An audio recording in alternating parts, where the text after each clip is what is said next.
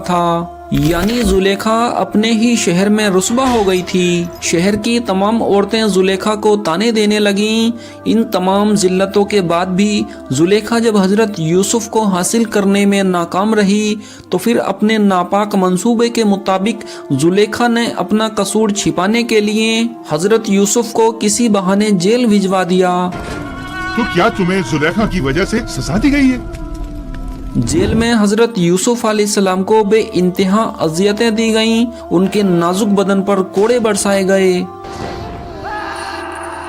दोस्तों, जिस दिन हजरत यूसुफ अलैहिस्सलाम जेल भेजे गए उसी दिन दो नौजवान और भी जेल में दाखिल किए गए थे। ये दोनों बादशाह मिस्र के खास मुलजिम थे। कहते हैं कि रोम के बादशाह ने अपने एक एलची को मलो जवाहरात और थोड़ा सा जहर देकर मिस्र भेजा था ताकि वो बादशाह मिस्र के किसी मुसाहिब को माल देकर इस बात पर आमादा करें कि वो बादशाह को जहर खिलाकर हलाक कर दें।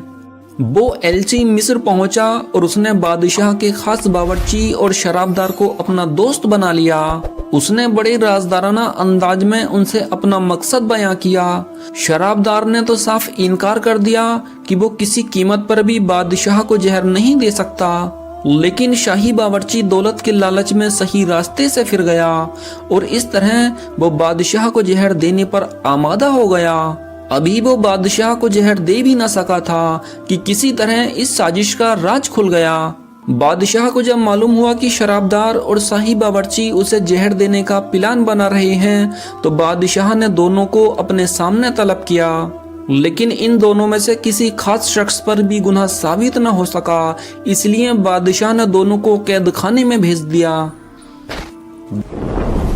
दोस्तों, जेल में हजरत यूसुफ अलैहिस्सलाम को एक खास कमरे में कैद रखा गया था। जेल में हजरत यूसुफ अलैहिस्सलाम ने अपने इल्म फजल का इजहार शुरू किया और तौहीद की तबलीग शुरू फरमा दी।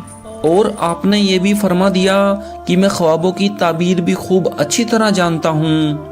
हजरत यूसुफ जब इबादत से फारिग होते तो कैदियों से उनका हाल पूछा करते और उन्हें तसल्ली दिया करते थे। उन्हें दीन और ईमान की अच्छी अच्छी बातें सुनाया करते थे। कैदी उनकी सोहबत से इतना खुश हुआ करते कि कैद खाने की मुसीबत तक को भूल जाते थे। हजरत यूसुफ एक लंबे अरसे तक कैद खाने में रहे, यानी आप 13 या 14 साल तक कैद खाने में कैद रहे। वो दोनों कैदी जब जेल खाने पहुंचे और वहां हजरत यूसुफ की हमनसीनी और सोहबत उन्हें हासिल हुई तो वो बादशाह की मुसाहबत भूल गए।